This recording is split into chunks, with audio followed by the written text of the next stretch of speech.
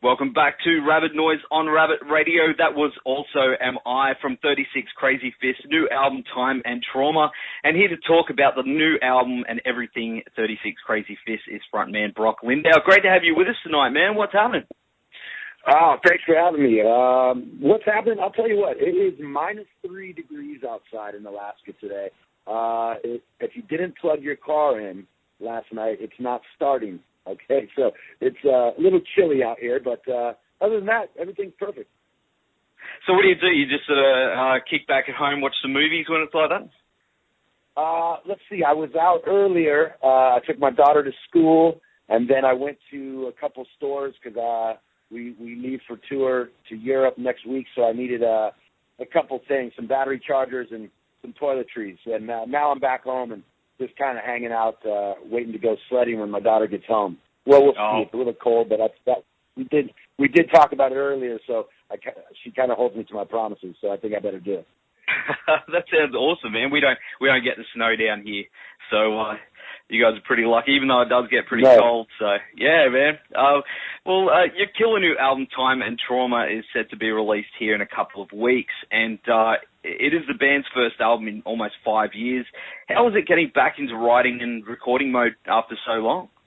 I think it was a really cool realization for me that music has always been there for me in my life, for all these ups and downs, for the good times and the bad. And this album specifically was about a fairly tragic time in my life when I lost my mother to cancer.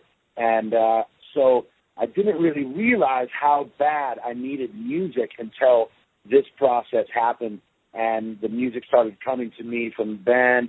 They were sending me songs they were writing, and I started sitting down writing to it, and it was so therapeutic for me. And it's always been about that for me. I mean, music's always been about getting things off my chest and having an emotional outlet of some sort.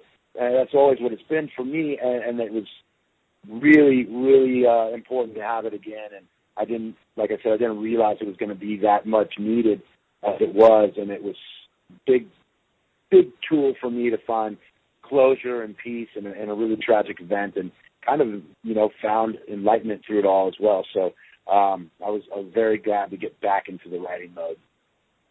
I'm sorry to hear for your loss, man. But, music, it can be an amazing, as you said, therapeutic thing, to get that out. And I hope it did help you, dude. Yeah, thank you for that. And it definitely did. And it really did. I find myself very much at peace. And even listening to the record, that's what it was, It's like I know where I was at that point of my life. And someone was asking me, are you going to have trouble singing these songs nightly? And no, I think that's part of the learning process, like you're getting through this. You're still being counseled by your own words and things of that nature. So I was really grateful to have the band again. You mentioned that the guys send you tracks. So you don't obviously all live in Alaska. Do they just send it to you and you record vocals at home? Yeah, exactly. Well, not for the real recording, but just for the demos.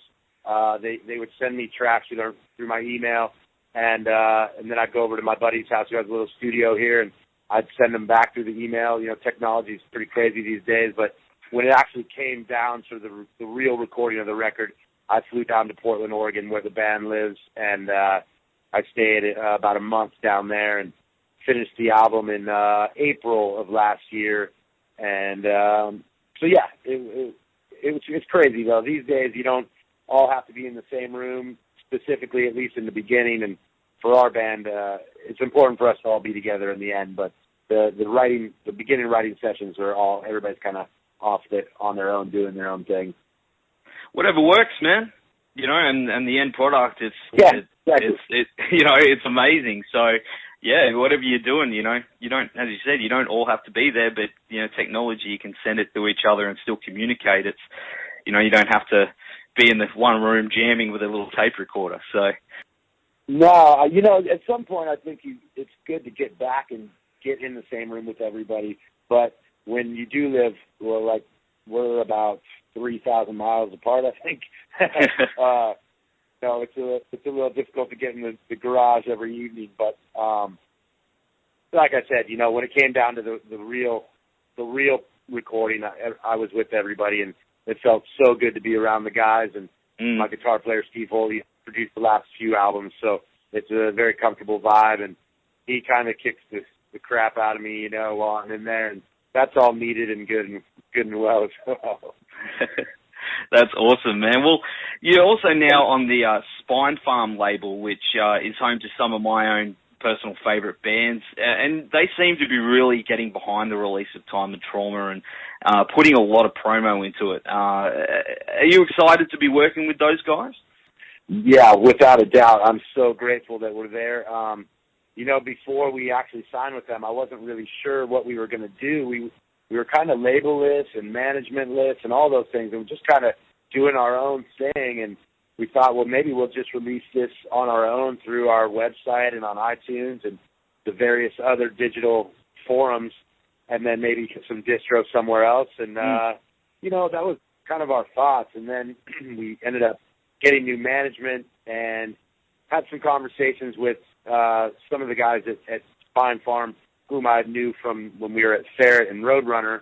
So it just seemed like, they had a hunger for the band that I hadn't really listened to or heard about in a while through the other places I was at. So I'll tell you, I've done more press for this album than any other album I've ever done, which that's a wonderful sign that they're really putting in the work. And, just the communication, too. I talk to those guys every day, a few of them at the label, and that's never really happened either. So, like I said, long story short, I'm very grateful for Spine Farm, and they've been awesome so far. So I think the both of us together have something to prove together, and that's kind of what we're working towards. I think both you guys working together like that, it's really getting the word out, man. There's a lot of people here excited. So, there needs to be more labels like that and hardworking bands like yourselves. So I was first introduced to you guys when a friend recommended I check out an album called Bitterness to Star. And as a vocalist myself, one thing that I really gravitated towards was how your vocals were unlike anything I'd ever heard, and it was refreshing to hear someone doing something different vocally, especially around that time in music. In saying that, how do you feel, your voice has evolved over the years since, you first started singing? On this album in particular, I really wanted to get back to the way I started, which was singing, not screaming so much. So I really, hopefully I've become a better singer, I think it's somewhat the uniqueness of the band is my vocals, the singing vocals.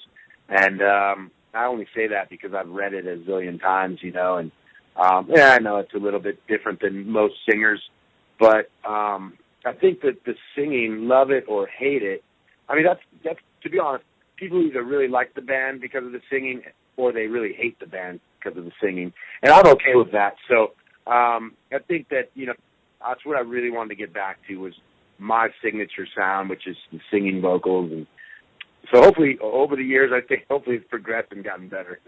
I really like your voice, man. As I was saying, it's it's one thing that really sparked my interest about you guys because, a lot of that, around the time when I first got Bitterness to Star, there was nothing quite like it out there. And still to this day, there's no one quite like you. So, you're doing such a great job, man. And, just keep doing what you're doing because there's plenty of fans that love your voice, man.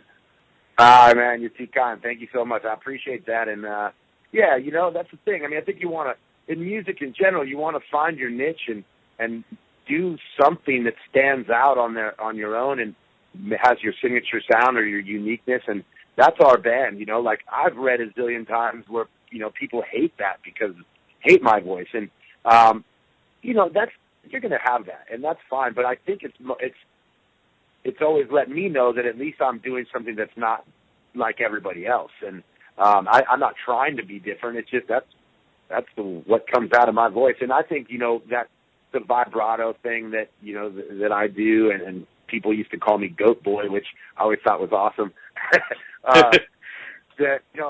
I loved Lane Staley. That was my favorite singer, and he could do like this really eerie, slow version of vibrato, and I couldn't do it. mine was like really fast, and like so that's kind of where that stemmed. I was just listening to Alice in Chains nonstop, and that was a big inspiration to me. And then in turn, I guess spawned my own voice.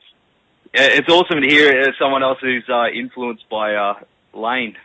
He was such a good front man. I'm totally with you. I'm such a huge fan. As a matter of fact, I'm so lucky. This Friday, I'm seeing the Mad Season reunion with Chris Cornell singing for them in Seattle right before I take off to the UK. And I'm just so stoked about that because it sold out in about 4 minutes, and I luckily got 4 tickets. So my sister and 2 of my best friends are flying from Alaska, and we're gonna see the show Friday night with the Seattle Symphony. It's gonna be pretty sweet. Oh man, I'm so jealous. That would be so with Cornell. Oh, dude, lucky. Yeah.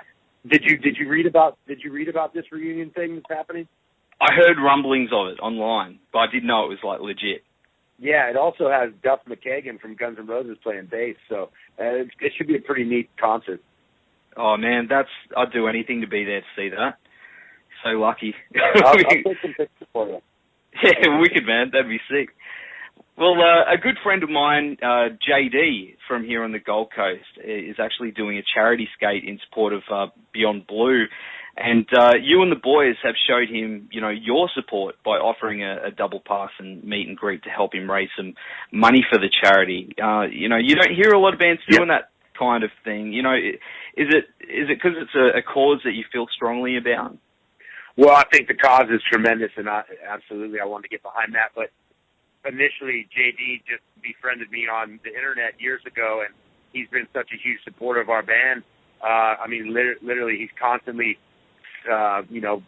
putting posts up about our band and things like that. So when he asked me if I could help out by giving away a meet and greet and backstage passes, I mean, that's nothing for me. I can do that all day. So absolutely, I was happy to get behind it. Any help we can bring to the cause is something we want to get behind. So yeah, he's a good dude and a big supporter of our band. So we wanted to support him.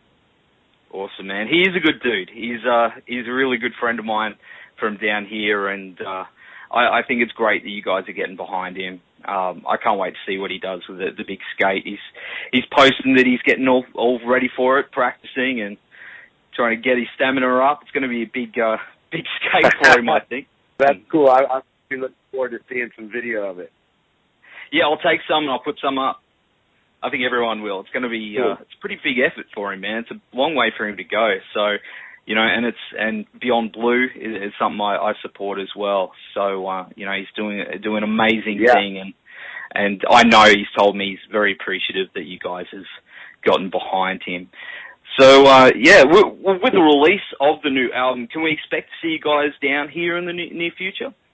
As soon as we found out that we didn't get invited to Soundwave, I was immediately talking to my booking agent. I was like, hey, okay, if we're not going to do Soundwave, we got to do a tour there. So that it's in the works, and it should be this year. It needs to be this year. So definitely, I mean, it's one of the coolest places I've ever been to in my life. The last time I went to Australia was for Soundwave in 2011, I believe, and my wife and I and our daughter and some friends, they went and did the whole tour with me, and then we all rented a house in Byron Bay and stayed there for a week and a half, and it was just an awesome time. So anyway, I love Australia. My oldest sister lived in Sydney when I was in high school for a couple of years.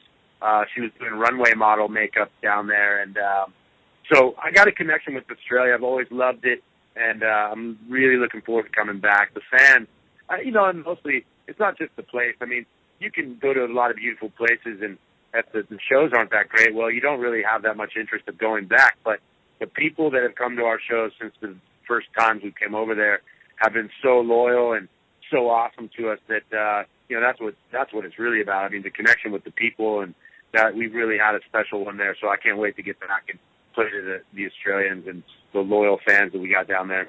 Well, we can't wait to have you back down here, man. It's, as you said, you have a loyal fan base. It's, you guys are really, really well loved down here. So I say bring it, man. And with this new album, I can't wait